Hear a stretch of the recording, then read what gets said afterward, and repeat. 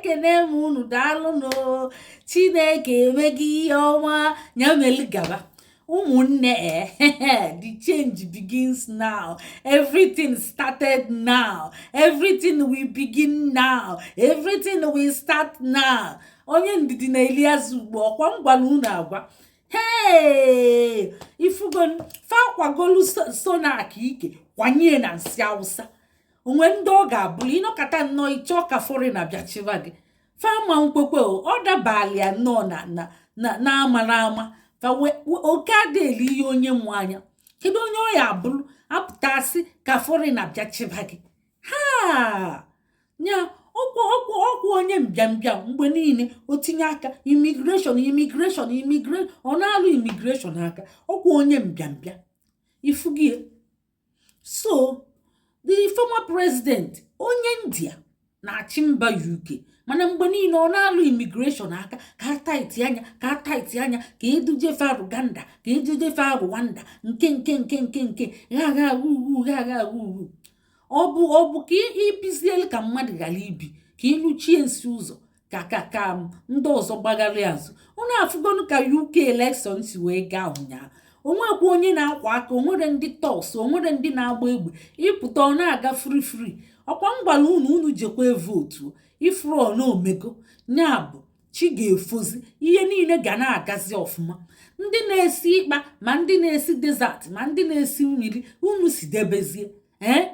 maka anọ m na-enene dọkụmentrị ụnyaahụ mfu ụmụaka dị 24 years fa bunye from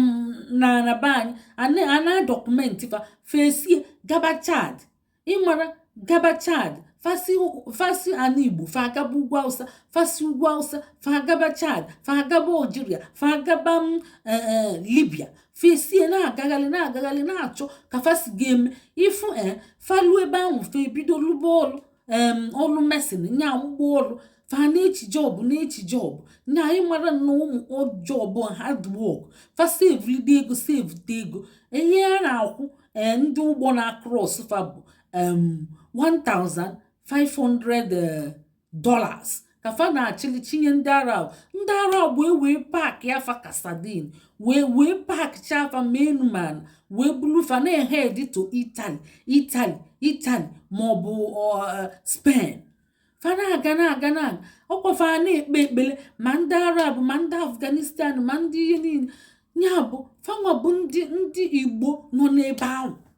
fa na-ekpe ekpele fa ebupụte Baịbụl ndị na-akpụ isi na ebupụte Koran na-ekpe maka fa ma na fa nọ n'etiti ọnwụ na ndụ ndị nwụgo ebe ahụ fa elugo millions ndị immigrants nya owu ọtụrụ ije nwụọ na ị na-achọ greener pasture owu ọtụrụ ịchọba ịbịa ịkwado sikie visa isikie visa enye gị visa ịbịa maka anya na-ekete eme ihe anya mmiri na-agba m mfụchakwa ma ndị Afghanistan ma ndị gịnị ma ndị ụmụ Arab ma esi aba atọ ka esi nke aba ha na-amịgharị ha na-akwụ ụgwọ ebe ha pụta ha nọrụ uyi a na-atụfa fa na-agakata akpụ ụkwụ fa emebie ụkwụ fa niile ewechepụ awụrụ fa eburu mmiri lụrụ inyi na-aṅụ maka afọ ọzọ ezigbo mmiri na fa na-awụgharị ka anyị jee chọta greener pasture ụmụnne ọwa ọtụrụ ya. So ihe ị ga-eme bụ ịchọba ibi obodo oyibo isi evu ego gị isi ụgbọelu isi n'ọfịa isi na mmiri isi na okpuru ala nwere nke na afa ncha niile bụ agba ekpelichi iji n'elu ụzọ ndụ ka ọwa otu ọbụ ya ụfọdụ ịbịakwa ị ga-asị ọhịa a ka a na-eme ọ bụkwala ihe a ị gara mara ị gara ịbịakwa ịghọtago.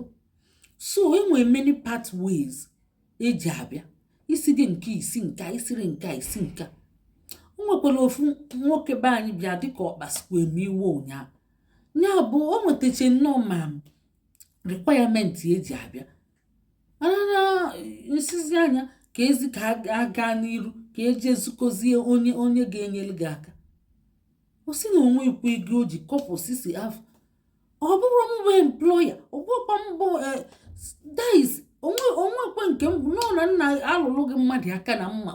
onye ga-aga ide gị ọ bụrụ m ga-aga ide gị. So